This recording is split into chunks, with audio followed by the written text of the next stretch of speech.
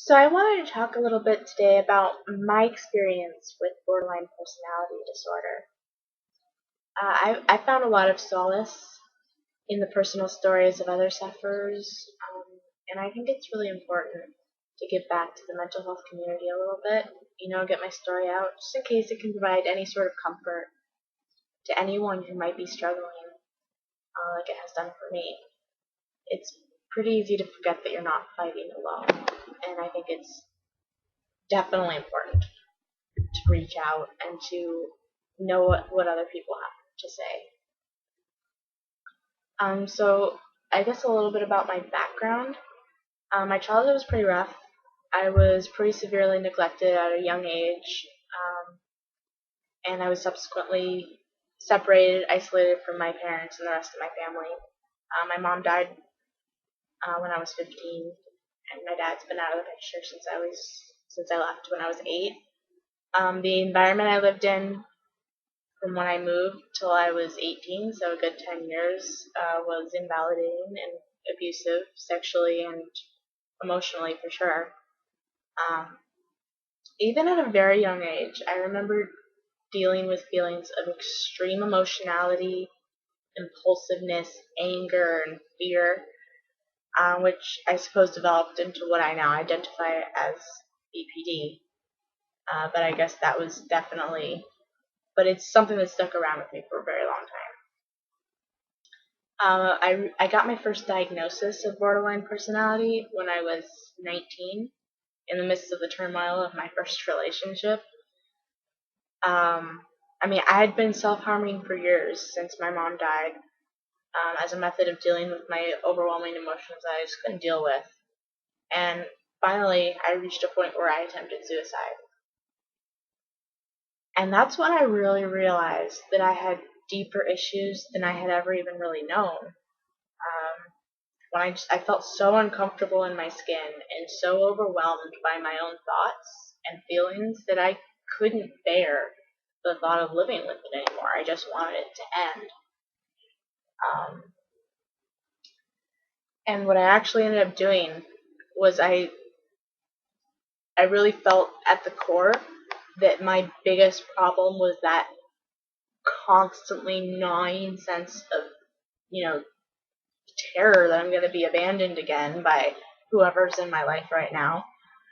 Um, and so I think what I actually did was I just kind of Googled extreme fear of abandonment, mental health, something like that, and BPD popped up and I skipped over it the first couple times and then eventually I clicked on it and I read it and I just cried and cried and cried. So I was like, they're describing me.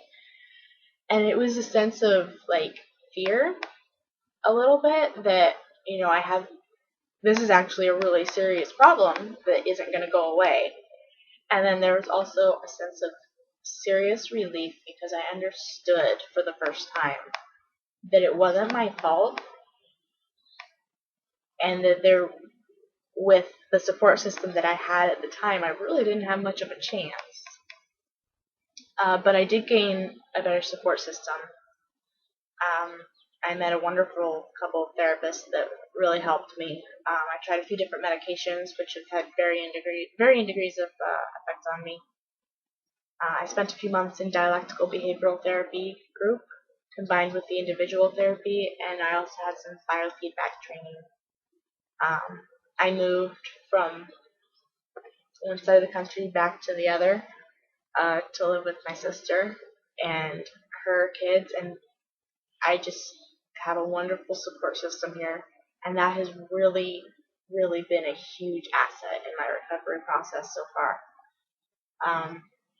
And besides that, probably my strongest weapon is just the research I've been doing into BPD, the thought processes, and just working on myself to try to redirect my thoughts through more positive channels and really focus on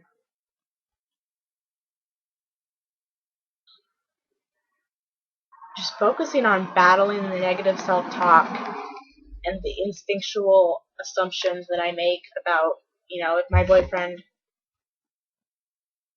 looks a little grumpy, I assume I did something wrong and he's mad at me, and that's almost never the case. But that assumption's there, and I've actually been able to fight it a little better. Um, it's really a process of just feeling the emotion, not trying to oppress it, not trying to push it away, just feeling it, letting it, overwhelm me for like 1 minute, 30 seconds. And then I take a few deep breaths and I'm like, okay, what triggered this? And I try to identify the trigger, and then I really try to rationalize whether my emotional response was one that made sense or whether it was exaggerated. And 99% of the time it's exaggerated and based on false assumptions that I just pull out of thin air, really. I read things wrong, I read body language wrong, I just assume that people don't want me around and that they're mad at me, when that's usually not the case. And I have, it's been a struggle, and I still struggle with it all the time. And if I'm having a bad day, I can't decipher. Like, I make those assumptions and I stick with them because that's what I know and that's what my brain wants to do. So if I'm having a really good day, I can usually deal with it pretty well now. But my bad days, forget about it. It's definitely still a daily struggle. I'm not where I want to be yet. I'm hoping in a few years maybe I will be. But I'm so proud of how far I've come, and I think reaching out and sharing my experiences is a great next step for me. And hopefully it'll do someone some good. That would, I would love to really be able to help someone else that's in a position that I'm in, where life is a daily struggle. Getting through our, just muddling through the darkness of our own brains sometimes feels impossibly overwhelming.